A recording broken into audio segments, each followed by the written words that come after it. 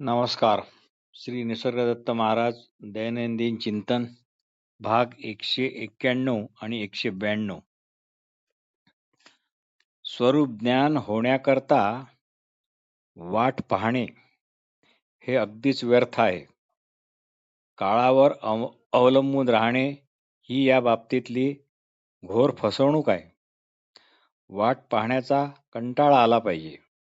बदलाची गरज ही तात्काळ हवी. बदलाचे महत्त्व तात्काळ समजायला हवे, तेवढेच पुरेसे आहे. स्वरूप ज्ञान हा अनुभवाचा विषय नाही, तरी पण त्यामुळे अनुभवाचा नवा विस्तार मात्र प्रगटतो. स्वरूप ज्ञान हा निश्चित कोणता असा किंवा कोणाचा असा नवा अनुभव नाही.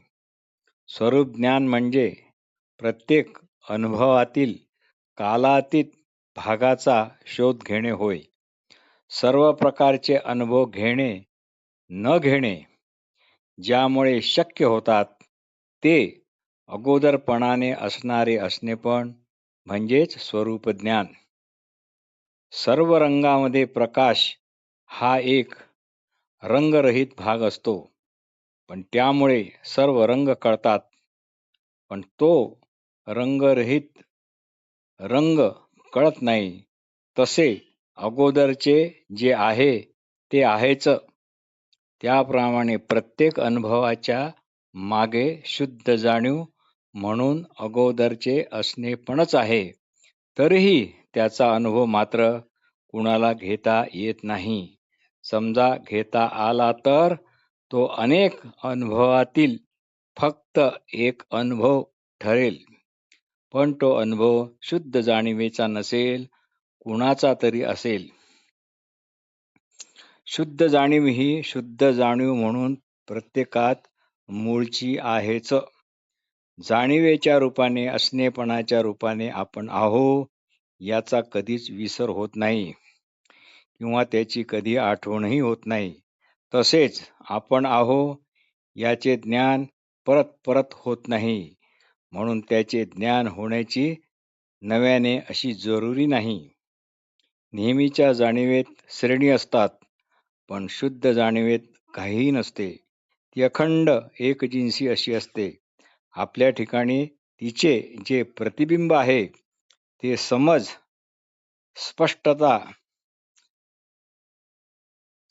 किंवा स्पष्टता अशा रूपाने आहे. समजाच्या स्पष्टतेत चढ उतार, कमी जास्त श्रेणी कदाचित असू शकतात, पण मूळ समजेच्या उगमात अजिबात नाही. आपण उगम म्हणूनच असायला हवे, नदी नव्हे. एवढेच. मी आहे या अर्थाने तुम्ही देहाच्या किनाऱ्याने वाहणारी नदी आहात, पण त्याच वेळी तुम्ही उगमही आहात, महासागरही आहात. त्याच वेळी आकाशातील मेघही आहात. जेथे जेथे जीवन आहे तेथे तेथे अर्थात जाणीवही आहेच. म्हणजे तुम्हीच असता. त्यामुळे तुम्ही लहानात लहान आणि मोठ्यात मोठे असेही आहात. श्री निसर्गदत्त महाराज म्हणतात, सुरुवातीला तुमचे जे असेल तेच अखेरीला तुमचेच राहिले पाहिजे. याकरता आपल्या आतल्या गुरुचे मार्गदर्शन स्वीकारा, पण त्याकरता दिशाभूल करणाऱ्या स्मृतींना ठामपणे नकार द्यावा लागेल.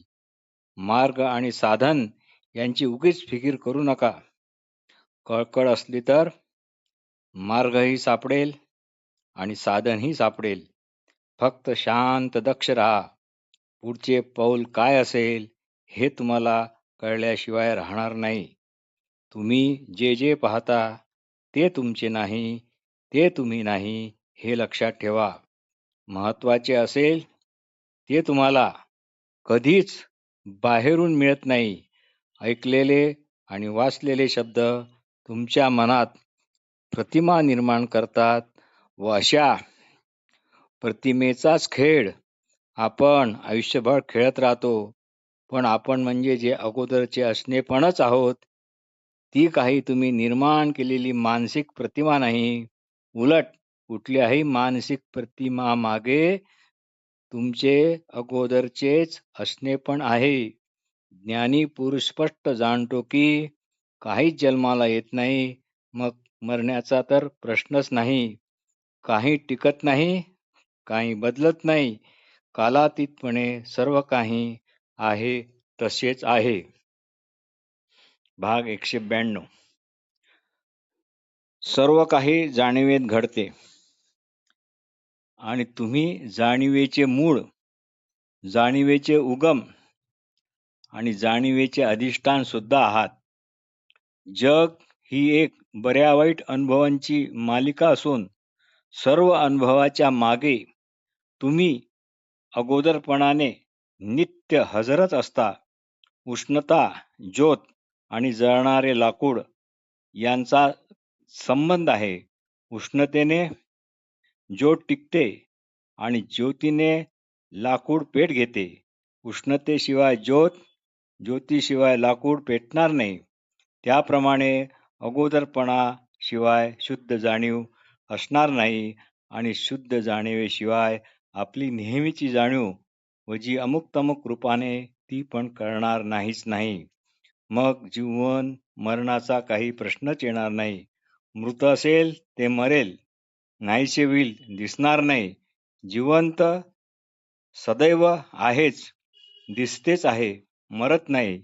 तुमच्यामध्ये जे जिवंत आहे त्याला न जन्म न मृत्यू.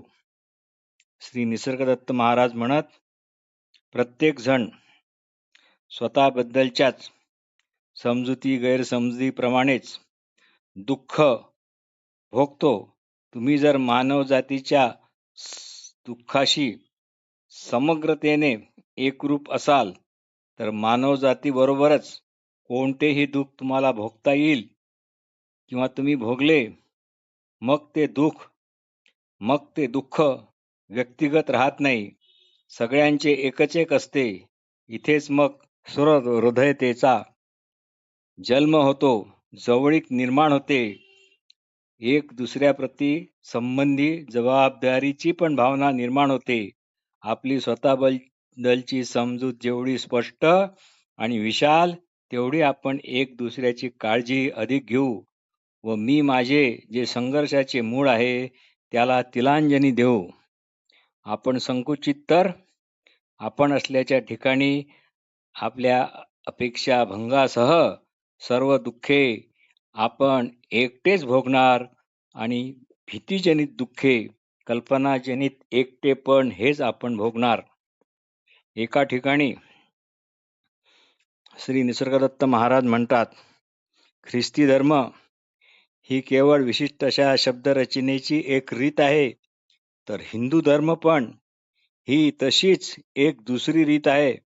म्हणून ख्रिश्चन लोक दुःखाला चित्त शुद्ध करणारे समजतात आणि हिंदू धर्मात मात्र दुःखाची सर्वांना चीड आहे, नावड आहे. पण धर्म म्हणजे स्मृतीतील आणि पुस्तकातील शब्दसंचय. हे शब्द गाळा, मग काय उरते?